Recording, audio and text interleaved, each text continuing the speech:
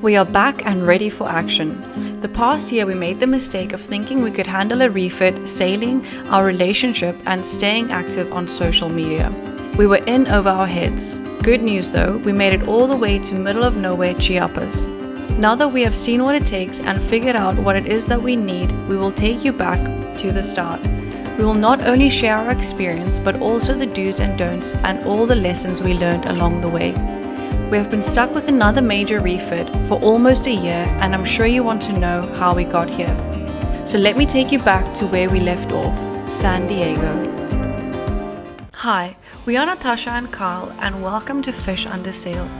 We're living our dream on our Nautica 43 sailboat, sailing, diving, fishing, and tackling boat projects as we explore the world. With Carl's expertise as a fishing guide and aircraft mechanic, and my background as a diving instructor, we're all about adventure, learning, and making the most out of life at sea. Whether you're here for some sailing tips, epic dives, or just the adventure, we're glad you're joining us.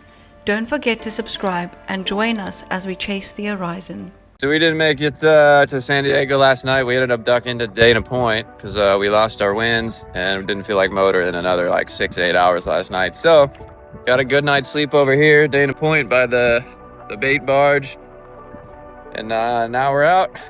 Now today for sure, San Diego. Hopefully the winds cooperate. But yeah, we need to get there. We are definitely running out of time. We'll have probably 2 days to get stuff done over there. So this is it though, the final leg to San Diego, and then on the 21st to Mexico. So I'm pretty excited about it. Just very tired. It's been a long journey. All right, we are flying. Excuse the luff on the sail. Way too lazy to turn up wind to fix that because there's 3 sails to fix. I got a slightly reefed head sail, and we are cruising almost 7 knots, and we're about 20 miles. Oh no, about 16 miles from San Diego, so the end is in sight. That's over 500 miles sailed from San Francisco, the route we took. So we're getting it done.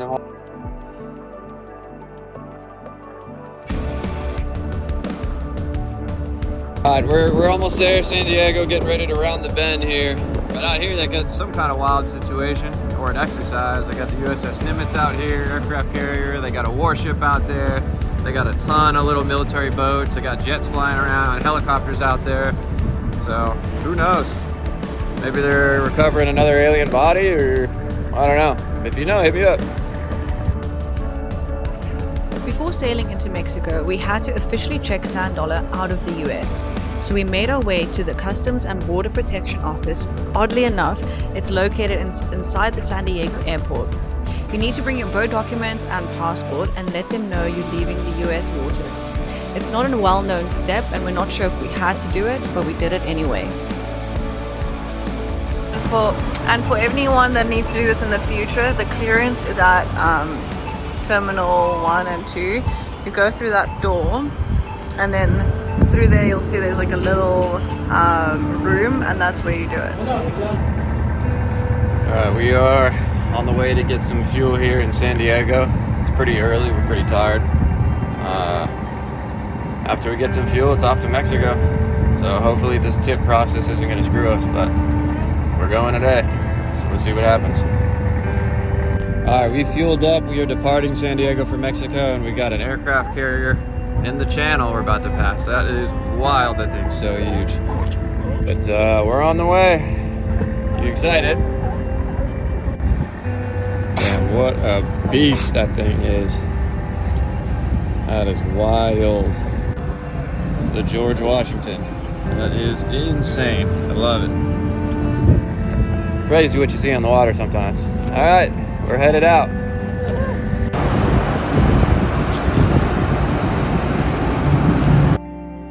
Alright, we've officially crossed into Mexico. So there we are. We got Isla Coronado on the right hand side, Mexican coast on the left. We've still got quite a bit of a journey today, probably 55 miles left, so we'll get in late again, but yeah, we're in Mexico. Let's hope things go right.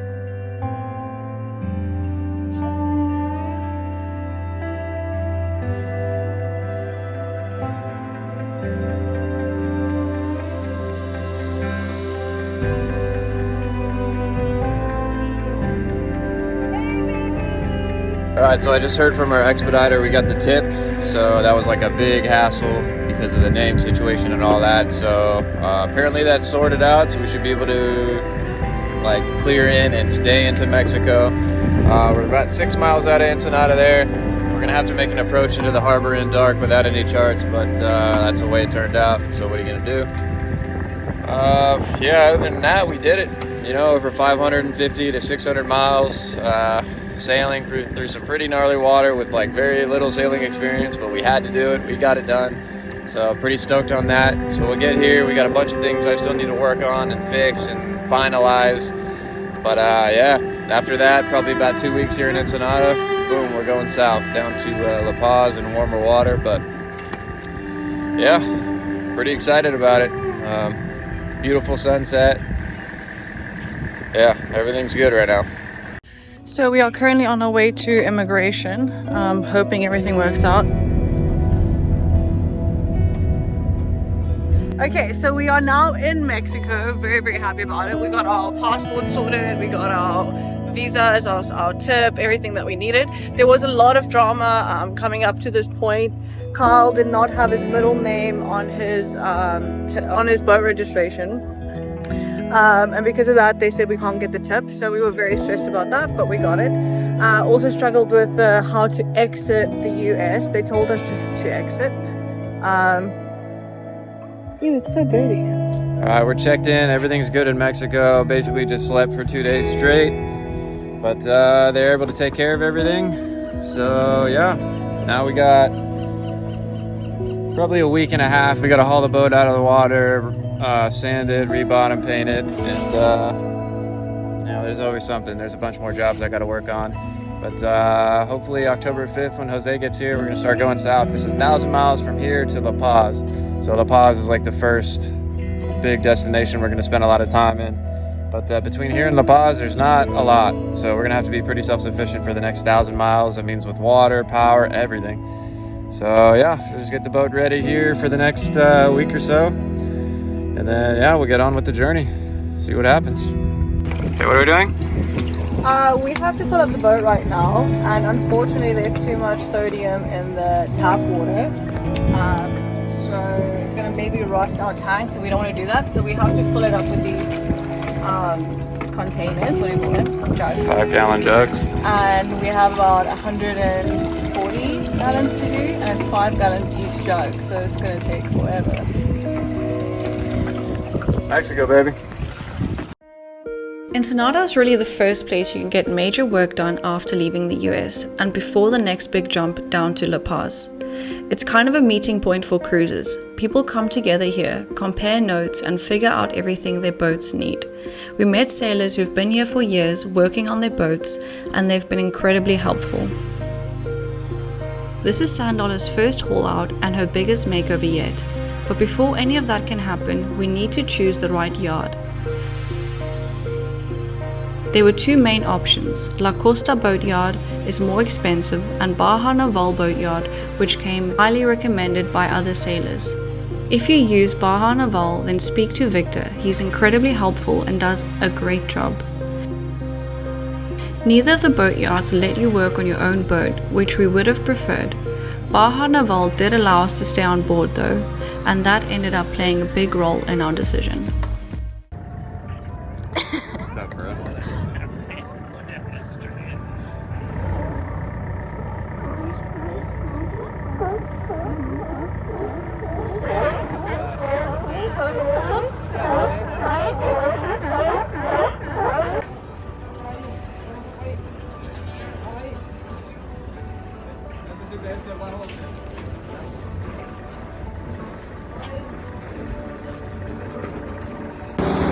Alright, we're getting ready to pull her up out of the water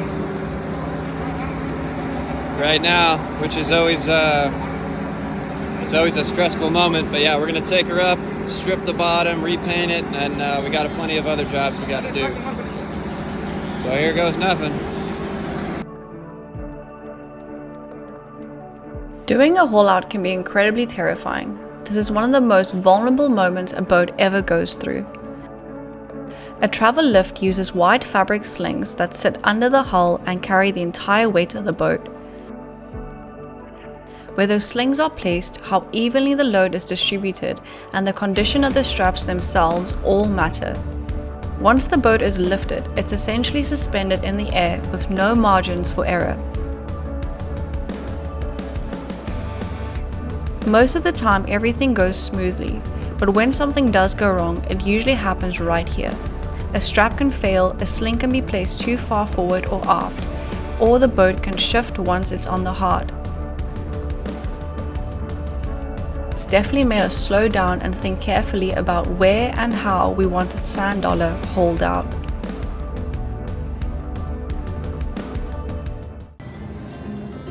Up on the hard.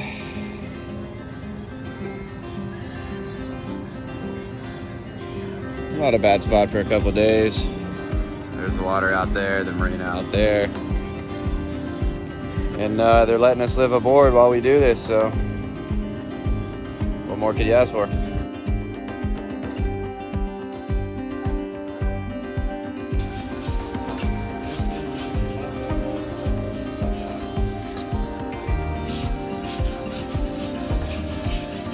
So currently this is the state of our boat. Carl is in the engine room.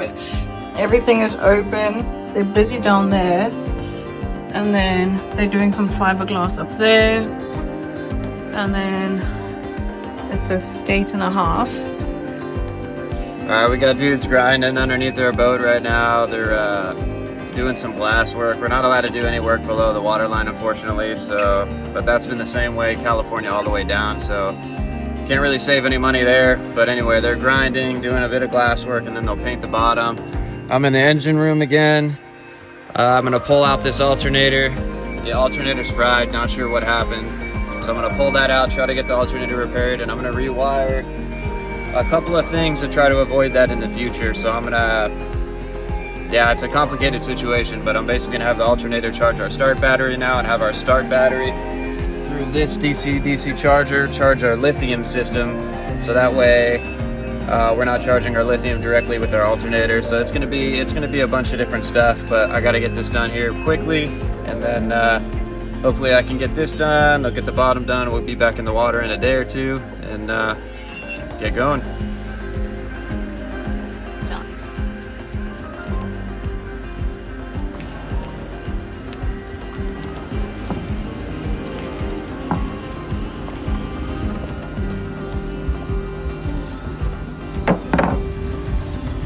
Alright, we're in here scheming now, working on some videos. We got Jose in, that y'all know from Fish Columbia.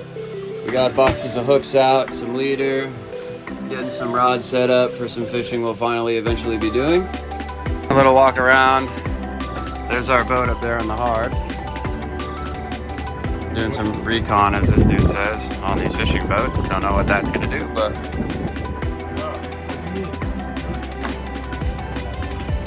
like that, dude. Hooah!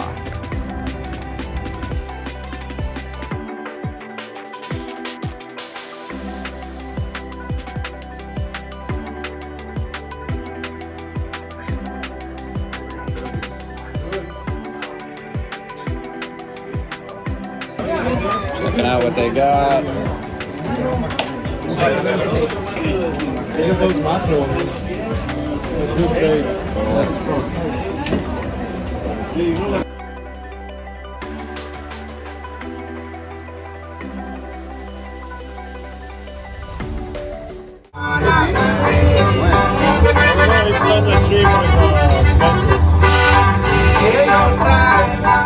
We got a bunch of stuff going on. We got the first coat on right now. We got some fiberglassing that's happening here. Pulled out 2 old sensors that are just corroded plastic in there, so if that fails then we get water in the boat. So pulled those out, glassed it. We had a huge blister there that was into the fiberglass. Yeah, just getting everything done. This is the first coat. Then we'll sort the seam here where the lead keel is mated to the fiberglass of the boat, and then get the last coat of paint on, and hopefully be in the water pretty soon again. Hopefully tomorrow or the day after, but we'll see.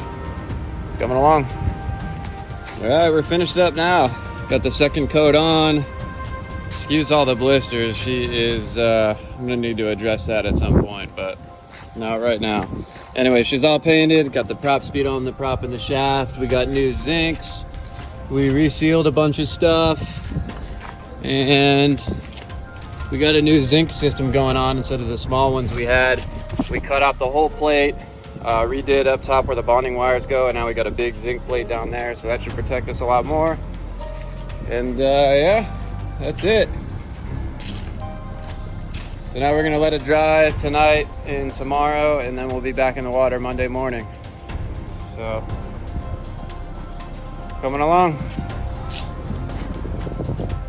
All right, we're getting ready to put the boat back in the water. We got new bottom paint. We ground out a couple holes in the boat and fiberglass them that we don't need there anymore.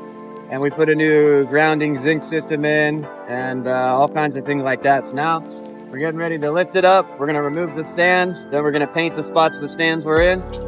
Let that dry for about a half hour, and then we're going back in the water.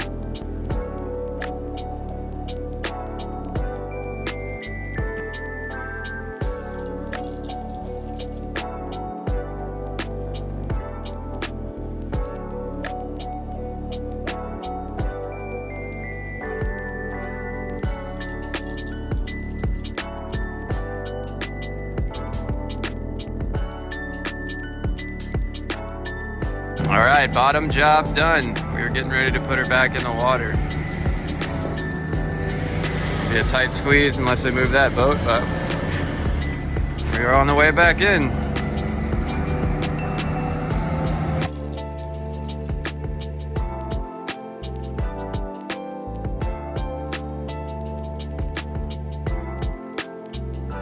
All right, we got here. I hired a dude. We got a lot of mast work to do, so he's up there right now. We're fixing some antennas. We're gonna do some cleaning. We're running new lines, new flag line, and we're gonna run a new halyard, hopefully out the front of the main mast. So we're gonna have him up both masts doing quite a bit today. That's a big job we needed to get done before we leave, so that'll be good to get done. And then we'll go from there. Are you on the nut? Oh, hey, Págalo. Grab it up, baby. Okay, hook it. Hook it on the back so it doesn't fall in.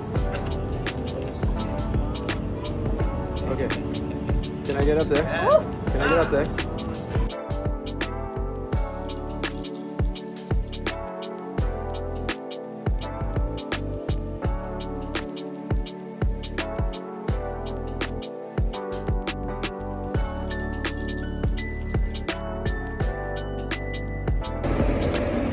It's Jose's last night.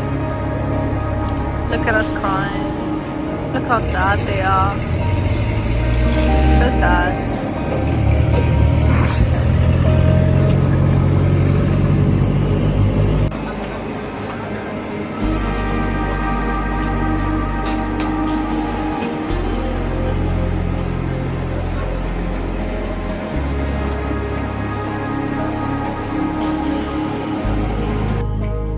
So currently we're trying to fix the alternator as it helps to charge battery and it's not working. So we need to get this fixed for when we leave. Is that right? Yeah, I'm trying to change the settings. Before I had my alternator charging the lithium batteries, now I'm gonna have it charging the engine battery and then have a DC to DC charger charging my lithiums. So I'm trying to set it up. Pretty confusing. You got this.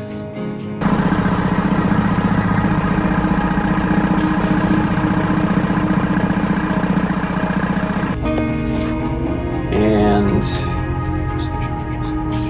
oh yeah, and then I need to change the settings on that so that way it's easier for the generator to charge our batteries. So that's happening tomorrow.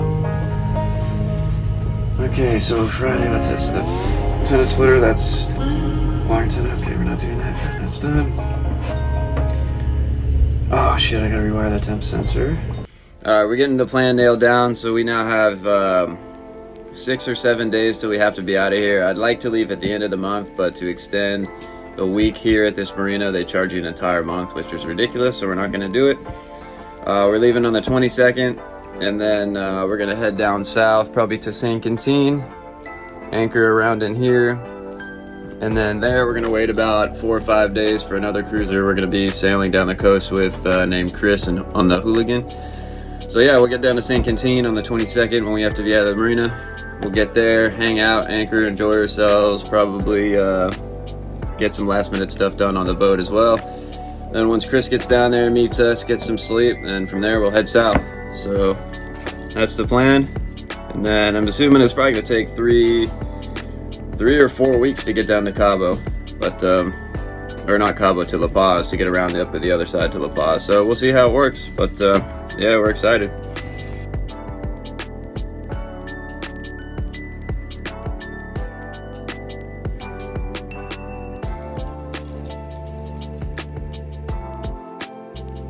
For this sea state at least, and that's like,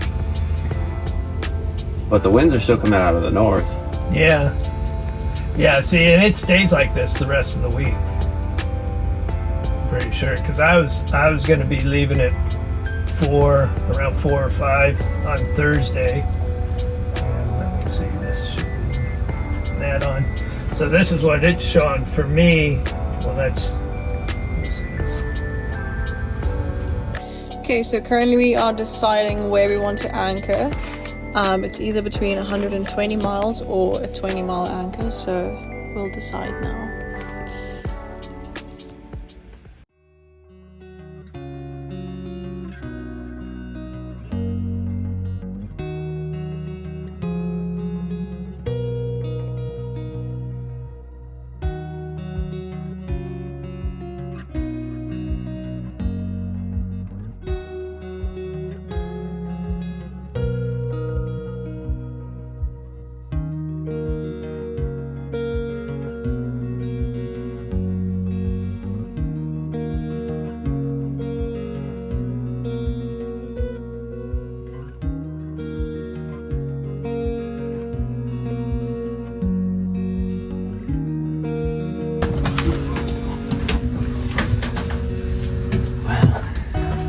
A bit. They push and go, so leave another like half an inch. Well, here, add this to it. Here, put it on the end, Kyle, and then we'll measure this end with that, like this. Yeah.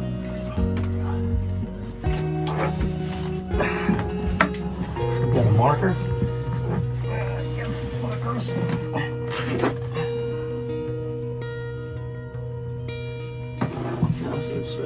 What about there? Yeah. Can we push these a little bit? Hang on. Alright, I'm doing my best attempt to tune the rig before we head south.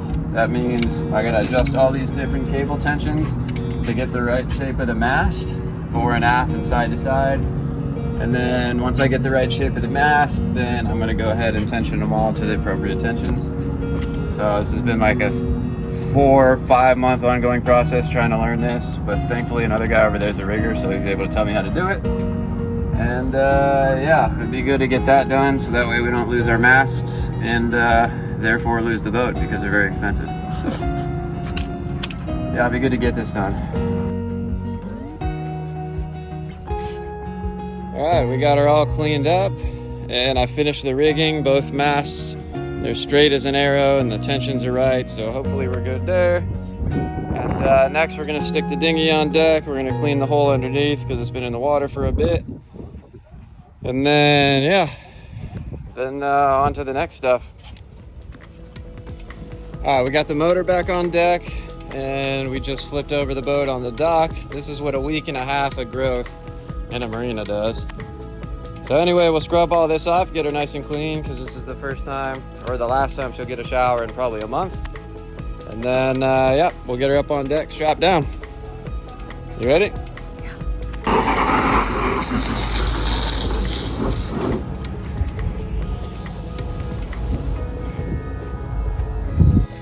So things that are on my list is obviously the cleaning. So I have to wipe down every single surface, the roof, everything just needs to be cleaned beautifully. And then I'm doing the metal today, so everything that can rust, I just put some bicarb on it, then I spray it with vinegar, and then when I'm done it looks brand new, so that's quite important. So I do that about once a month. And then everything else, cleaning every little nook and cranny, and then I'll pack everything away.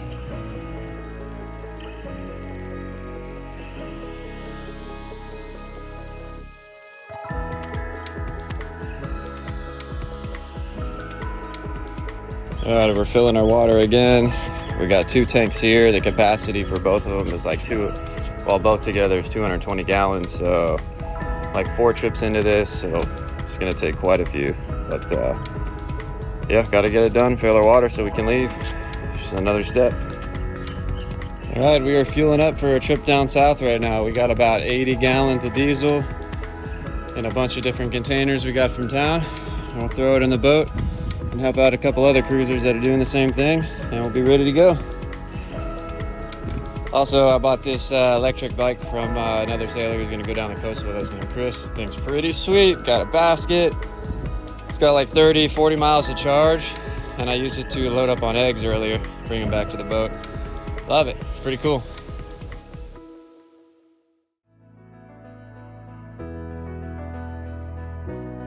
We just finished up the big provisioning run at Costco, because who knows when we'll get that opportunity again. And another sailor drove us over in his truck, so that was nice. Loaded up on some booze, because no self-respecting sailor is going to go to sea without a lot of that. And some more of that. All kind of stuff here.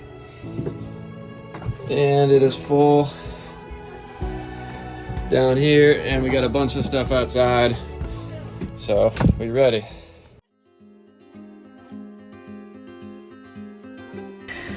Okay, so we're on our way to the port captain. We have to check out, and then tomorrow we are leaving. I can't believe it.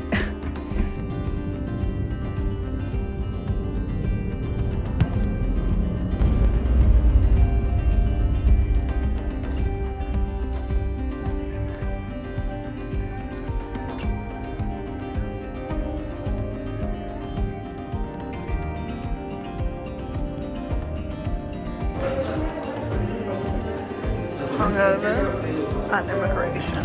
It's go time. There's COVID in the planes. Cold as hell, and take the shit out of my hands.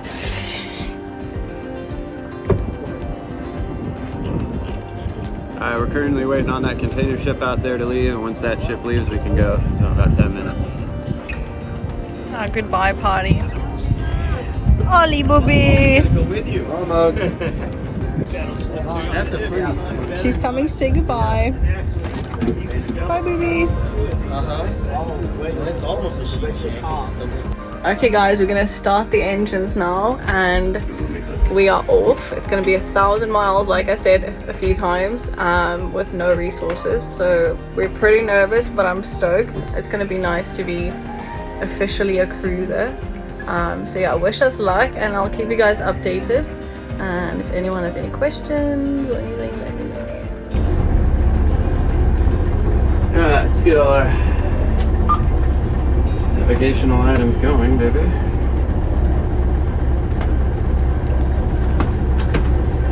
Alright, we're off. We just had a whole sending off party at the dock. They helped us get out of there. And yeah, we are on the way now. So we're gonna sail 25 miles today, anchor, get up early next morning, continue on. I'm excited, we're ready. Goodbye, Ensenada. Next time on Fish Under Sail, we finally get to enjoy all the hard work that we have put into the boat.